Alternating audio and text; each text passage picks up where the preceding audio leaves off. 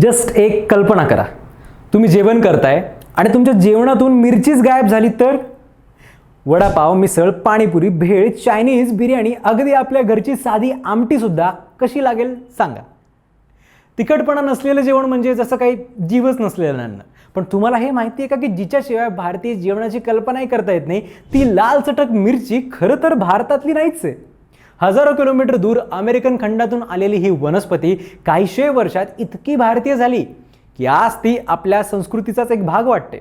आज मिरचीशिवाय आपण बहुतांश खाद्यपदार्थ बनवूच शकत नाही, पण मिरचीचा हा दीर्घ प्रवास नेमका झाला तरी कसा, आणि एका छोट्याशा लाल मिरचीने जगाचा इतिहास कसा बदलला, आणि ही मिरची भारतात कधी आणि कशी आली, आज आपण ही भन्नाट इंटरेस्टिंग गोष्ट जाणून घेणार आहोत. नमस्कार, मी संकल्प पाटील आणि तुम्ही बघताय लगाव बत्ती. आज भारतात कोणत्याही किचनमध्ये डोकावलं तर मिरची दिसणारच.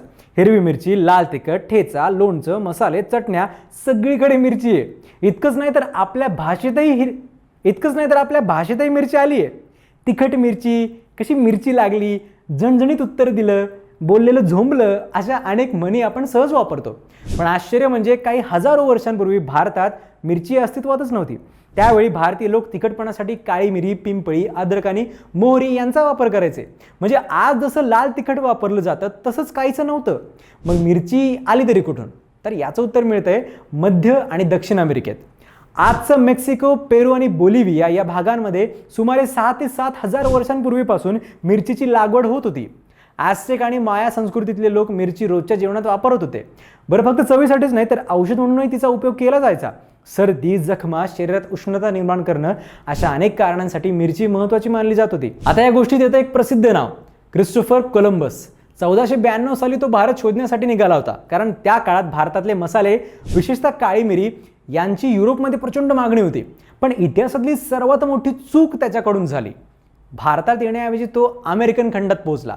तिथे त्याने स्थानिक लोकांना एक लाल तिखट फळ खाताना पाहिलं. त्याने ते चाखलं आणि त्याची चव पाहून आश्चर्यचकित झाला.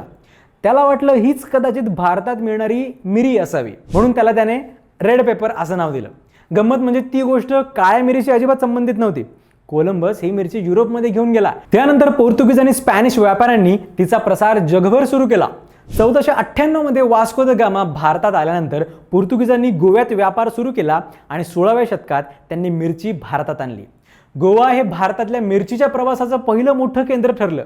सुरुवातीला लोकांना ही नवी वनस्पती वेगळी वाटली, पण तिची लागवड सोपी होती, ती पटकन वाढत होती आणि सर्वात महत्त्वाचं म्हणजे ती काळ्या मिरीपेक्षा खूप स्वस्त होती. त्यामुळे काही दशकातच मिरची दक्षिण भारतातून संपूर्ण देशभर पसरली आणि भारतीय स्वयंपाकाचा अविभाज्य भाग बनली. आज विज्ञान सांगतं की मिरचीचं तिखटपण कॅप्सेसिन नावाच्या केमिकलमुळे असतं. हे केमिकल आपल्या जिभेवर उष्णतेची जाणीव निर्माण करतं, त्यामुळे आपल्याला मिरची तिखट लागते.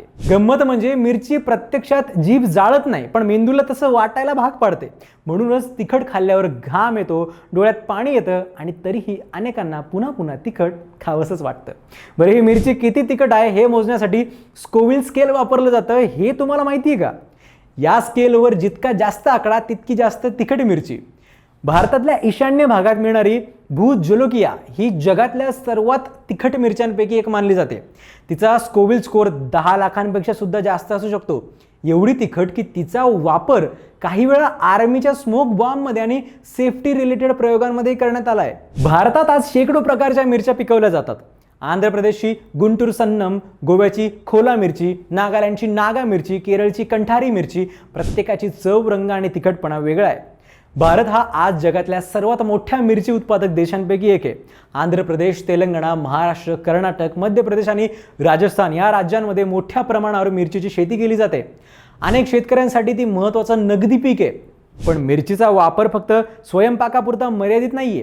कॅप्सेसिनमुळेच पेपर स्प्रे तयार केला जातो, जो पर्सनल सेफ्टीसाठी वापरला जातो. काही देशांमध्ये मसल्सच्या वेदनांवर लावण्यासाठी कॅप्सेसिनयुक्त क्रीम तयार केली जाते. शेतीमध्ये मिरचीपासून तयार केलेलं नैसर्गिक कीटकनाशक वापरलं जातं. आफ्रिकेतल्या काही भागात शेतकरी हत्तींना पिकांपासून दूर ठेवण्यासाठी मिरचीचा वापर करतात, कारण मिरचीचा वास आणि तिखटपणा हत्तींसाठीही त्रासदायक ठरतो. आणखी एक मजेशीर गोष्ट म्हणजे मेक्सिकोमध्ये चॉकलेटमध्येही मिरची मिक्स करून खाल्ली जाते. म्हणजे स्वीट अँड स्पायसी असा भन्नाट कॉम्बो आहे.